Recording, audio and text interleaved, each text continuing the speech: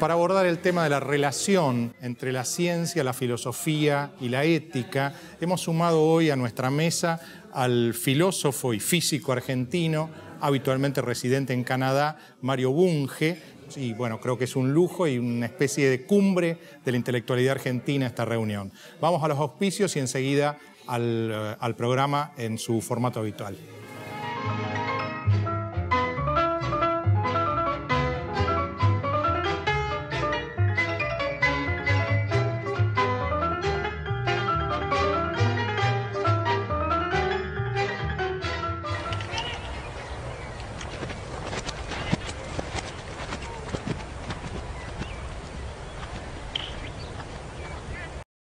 Créditos hipotecarios del Banco Ciudad. 20 años cuota fija y los últimos 3 años de regalo. Y ahora, si compras en la zona sur de la ciudad de Buenos Aires, te bonificamos la tasa en 4 puntos. Informate 0822 20 400, www.bancociudad.com.ar o en cualquiera de nuestras sucursales.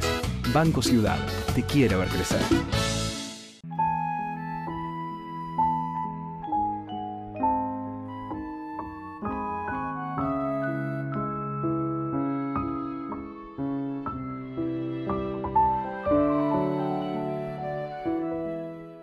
UCES, la excelencia, un compromiso. www.uces.edu.ar. Juan José, te invito a introducir al doctor Bunge en esta charla. La filosofía y la ciencia han estado en los comienzos de la antigüedad clásica y durante muchos siglos han estado fusionadas. Las ciencias era una rama de la filosofía en Aristóteles. Yo diría que alrededor del siglo XVI las ciencias naturales se autonomizan, se independizan. Y en el siglo XIX se independiza a su vez de la filosofía las ciencias humanas.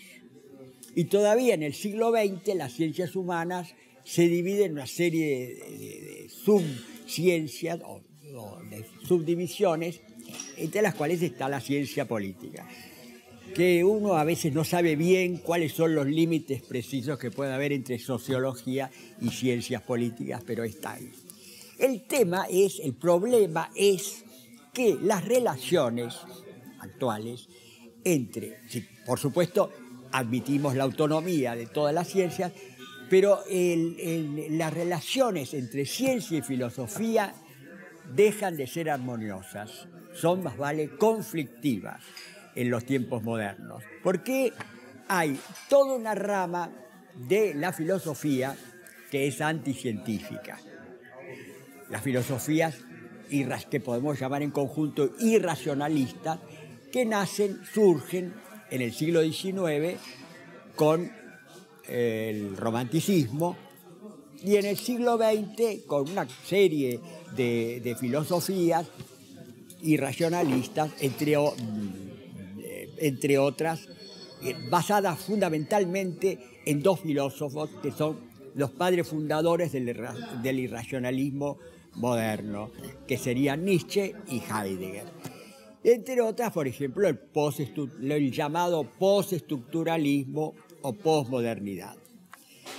Pero del lado de la ciencia también hay corrientes que son antifilosóficas abiertamente. El positivismo desde ya en el siglo XIX y distintas formas del neopositivismo en el siglo XX, que rechazan directamente el Círculo de Viena, entre otros, que rechazan a la filosofía.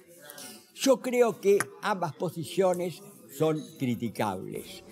Entonces yo creo que básicamente debe haber una complementación de ciencia y filosofía. La filosofía debe estar atenta y observar los resultados de las investigaciones científicas, y la filosofía y la ciencia no puede quedarse sin filosofía, porque de esa manera como que le faltaría un contexto, le faltaría una cosmovisión, que es algo necesario para el ser humano. Bueno, yo querría que usted abundara en esta temática de estas relaciones conflictivas y complementarias entre filosofía y ciencia. Estamos de acuerdo en que la relación ha sido conflictiva, pero no tanto entre filosofía y ciencia, sino entre científicos y filósofos. Porque usted mismo ha dicho, la ciencia no puede evitar plantearse problemas filosóficos, o que tradicionalmente fueron filosóficos, más aún los está contestando. Por ejemplo, ¿qué es la materia? ¿Qué es la realidad? Son preguntas filosóficas. ¿Qué es el conocimiento? ¿Qué es la mente? Son preguntas tradicionalmente filosóficas que está respondiendo la ciencia. Lo que ocurre es que a partir del comienzo del siglo XIX, mejor dicho, a partir de Kant, ya un poco antes, los filósofos se han alejado tanto de la ciencia que los científicos han dejado de escucharlos.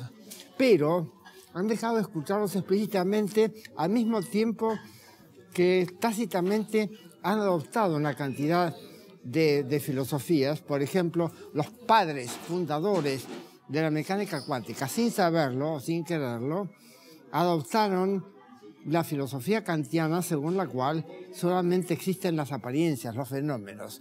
Eran fenomenistas, al punto de negar la existencia independiente de los átomos y de otros constituyentes del universo. No sabían, que eso ya lo había dicho Kant.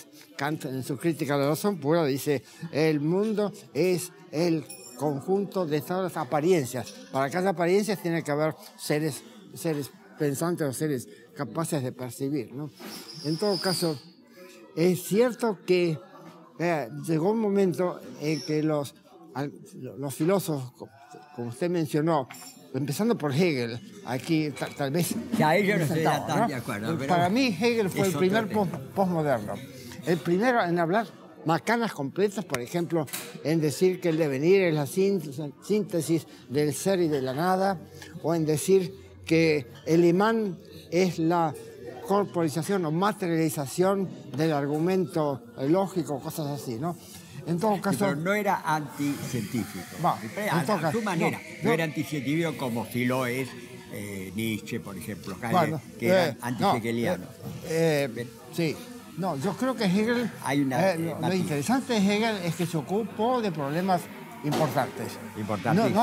No de pavadas como Wittgenstein, sí, ¿no? Claro. Pero se opuso a todas las novedades científicas desde Newton en adelante, a todas, no las comprendió, pero estaba enterado, por ejemplo, de la química moderna, del gran Berzelius, que fue el primero en tratar de explicar la unión química, y lo rechazó, por supuesto. Todas las novedades estaban en contra, pero en todo caso, volvamos. La relación entre la ciencia y la filosofía no solamente no debiera ser conflictiva, sino, como usted dice, complementaria. Pero para eso hay que buscar los fundamentos de la ciencia, ¿no? Yo me he ocupado justamente en toda mi vida, o gran parte de mi vida, en rastrear la fundamentación de la mecánica cuántica y de la relatividad. Mi preocupación ha sido presentar una visión realista moderna, no la de Einstein, que es demasiado clásica a mi modo de ver, en que se viera claramente que las ciencias físicas, de químicas, biológicas, no tratan para nada de los fenómenos. Los fenómenos aparecen acá, dentro del cerebro, no aparecen afuera. Afuera hay hechos objetivos, y aquí aparecen los colores, aparecen las texturas, aparecen los sabores, aparecen los olores que no están en el universo. El universo no tiene olor, no tiene color, etc. Y de esos fenómenos o cualias se ocupa la psicología, ¿no? Y se ocupa en forma cada vez más científica, ¿no? Entonces, me ha interesado eso, y lo mismo en el caso de las ciencias sociales, también me he ocupado de problemas tales que son clásicos, que vienen de Aristóteles. Por ejemplo, Aristóteles en su Política dice, se empieza por el todo. El todo viene antes de las partes, lo que se puede ver que es lógicamente imposible. Las partes y el todo se dan juntas, ¿no? En todo caso, era un totalista Aristóteles, era un totalista o holista, ¿no? Después, en el siglo XVII, aparecen los individualistas como Locke y otros, y que creen que todo empieza con los individuos. son atomistas, etc. Y no reconocen que las totalidades tienen propiedades propias, propiedades emergentes de las que carecen sus componentes, ¿no?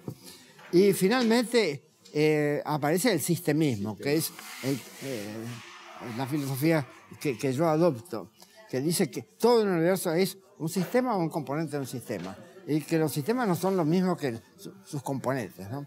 Doctor Bunge, justamente en esto de los lindes entre filosofía y ciencia, la física, que es una de las materias que usted ha estudiado, trata sobre el tema del espacio y del tiempo, ¿no? Ahí, en el tema del espacio y del tiempo, ¿usted cree que la física resuelve las cuestiones y no es necesaria la filosofía? No.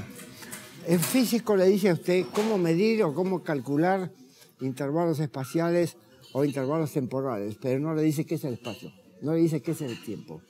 Entonces, la tarea del filósofo profundo es responder a esa pregunta filosófica: ¿qué es el espacio? ¿Qué es el tiempo?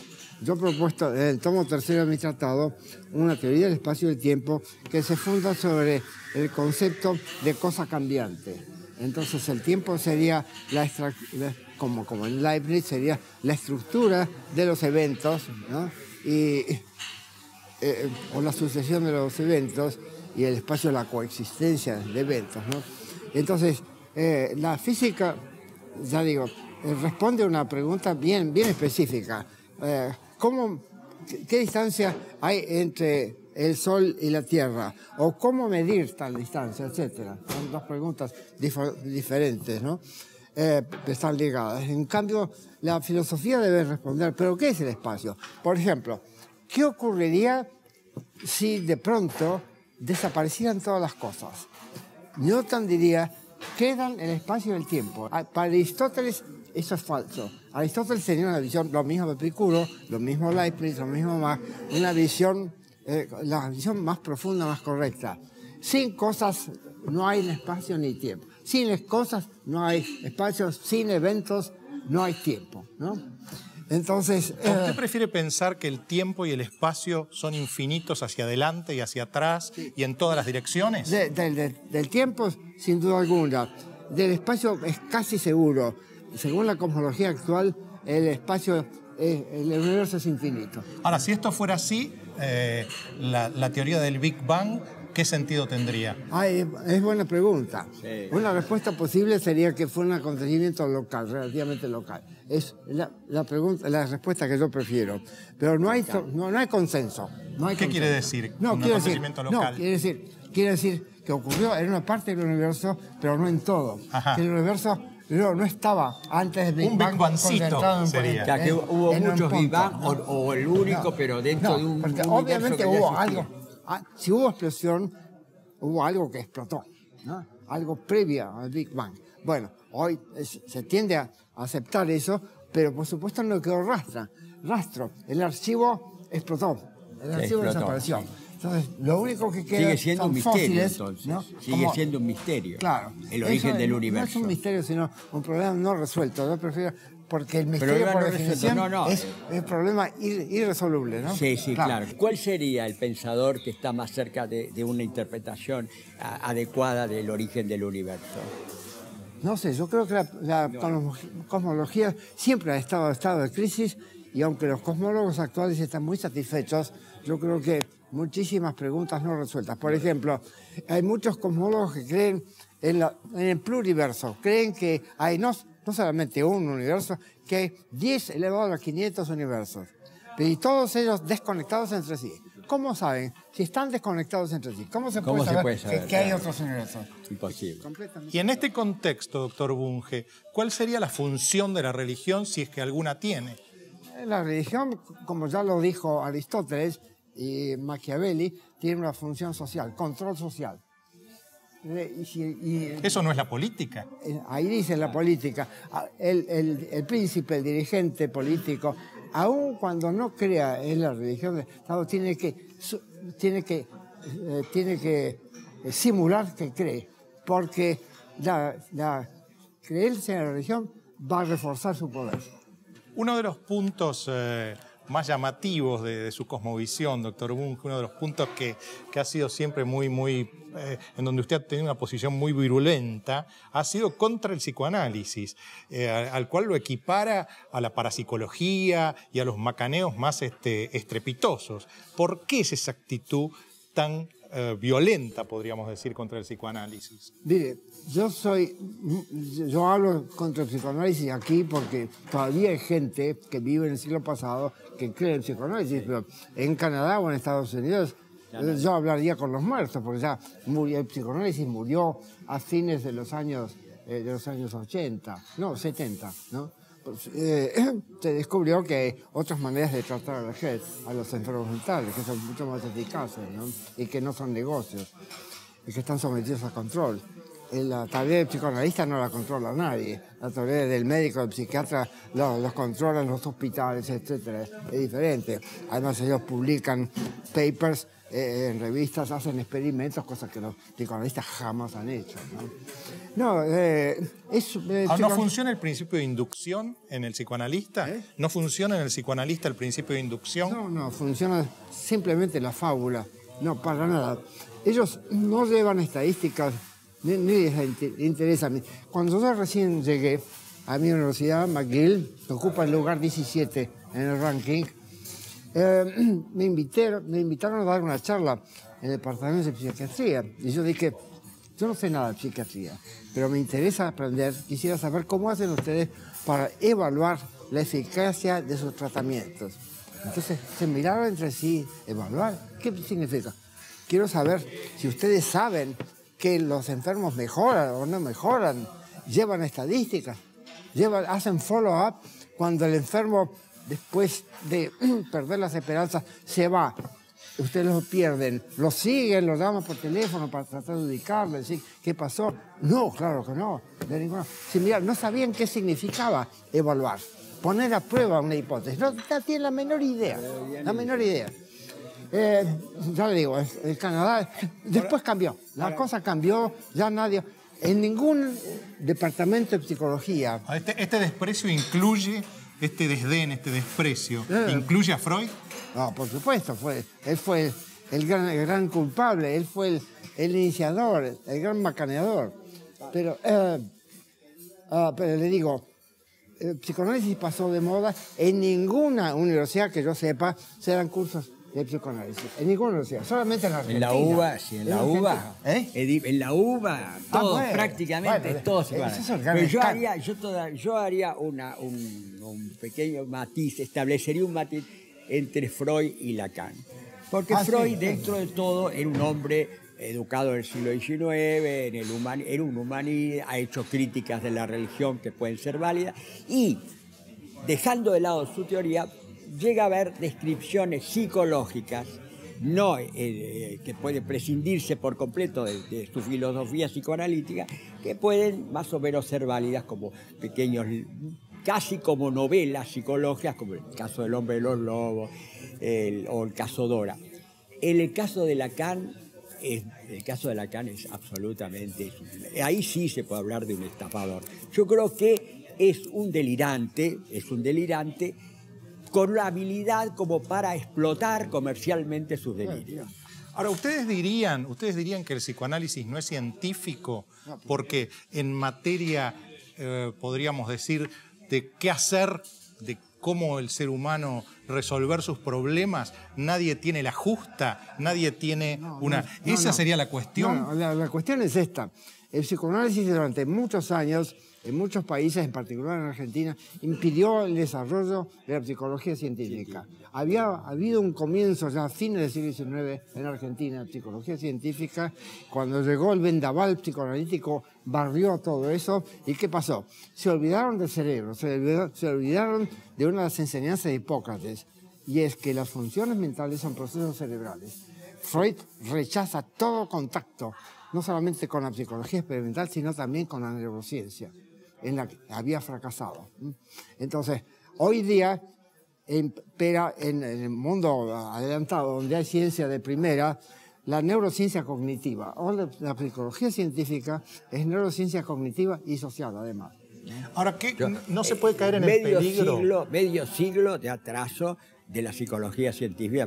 Yo me acuerdo cuando estudié en la UBA, aún en la UBA, década del 40, 50, todavía había laboratorios de psicología.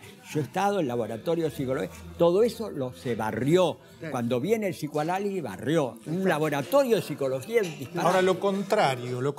¿No podría incurrirse en el riesgo, en el peligro de un positivismo que llevara a una idea de una especie de paraíso químico en donde el ser humano, cuando tiene un problema, una depresión, se le da una pastillita y se supone que eso lo va a curar? Esta idea, digamos, cientificista, ¿no podría llevar a una especie de ilusión de un paraíso químico? No es cientificista, sino reduccionista.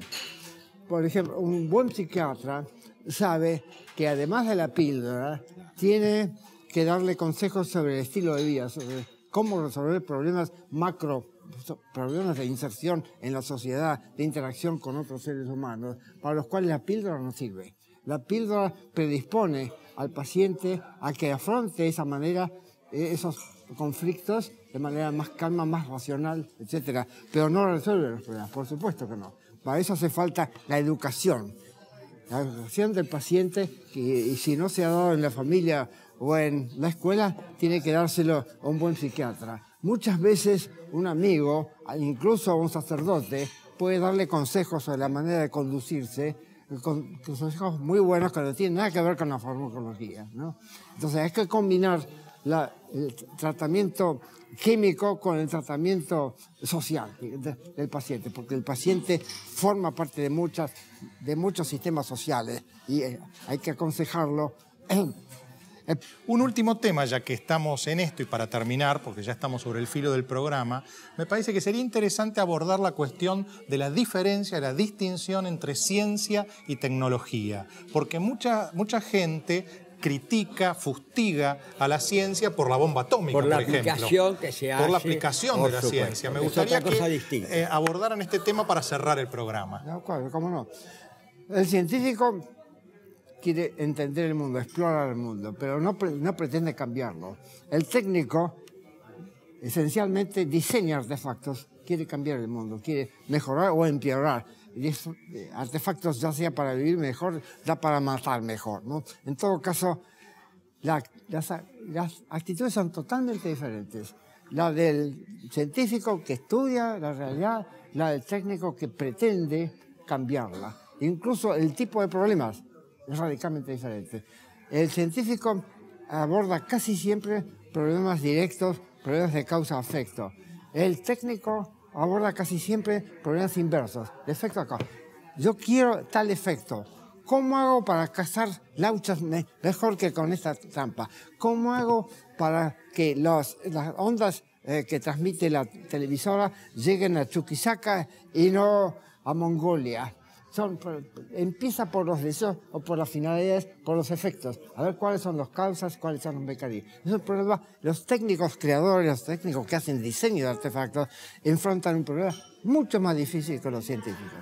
Yo di en la U hace muchos años, 60, un curso sobre antenas, y lo daba desde el punto de vista del físico. Dada una antena de tal forma, con tal corriente, ¿cuál es el campo electromagnético que emite?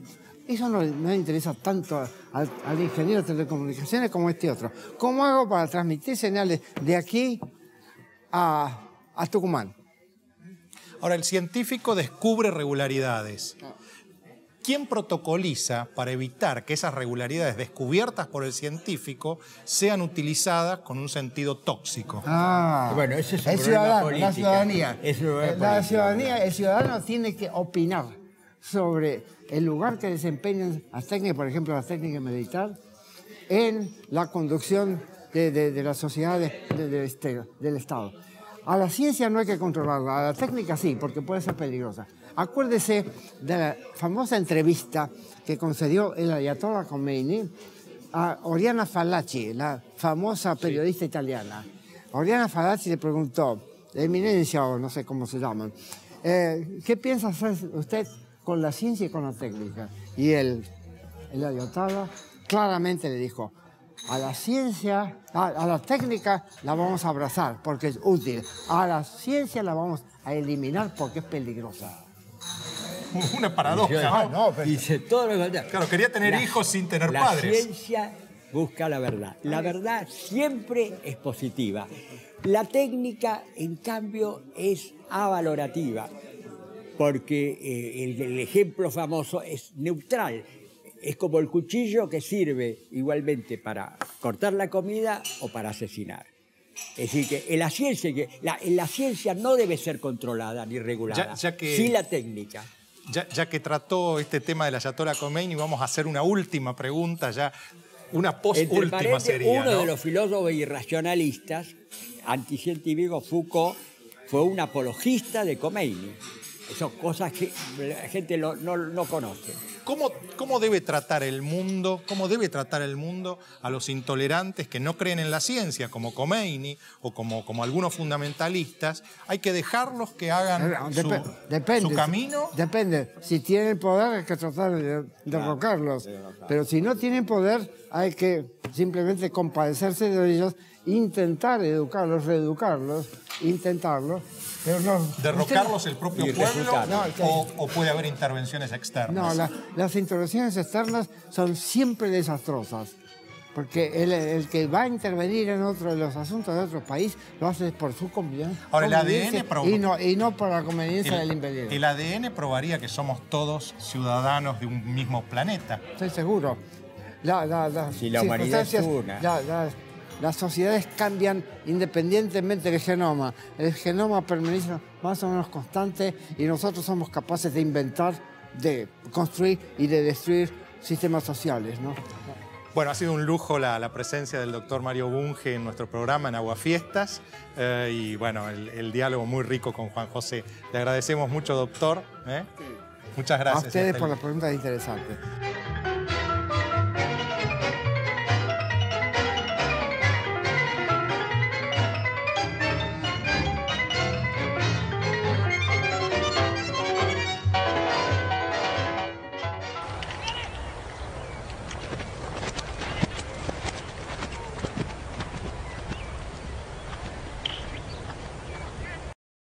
Créditos hipotecarios del Banco Ciudad. 20 años cuota fija y los últimos 3 años de regalo. Y ahora, si compras en la zona sur de la ciudad de Buenos Aires, te bonificamos la tasa en 4 puntos.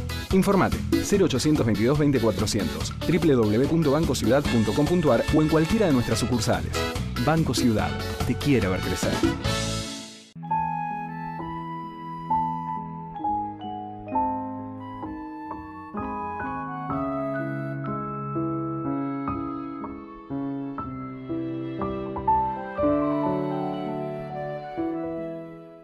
UCES, la excelencia, un compromiso.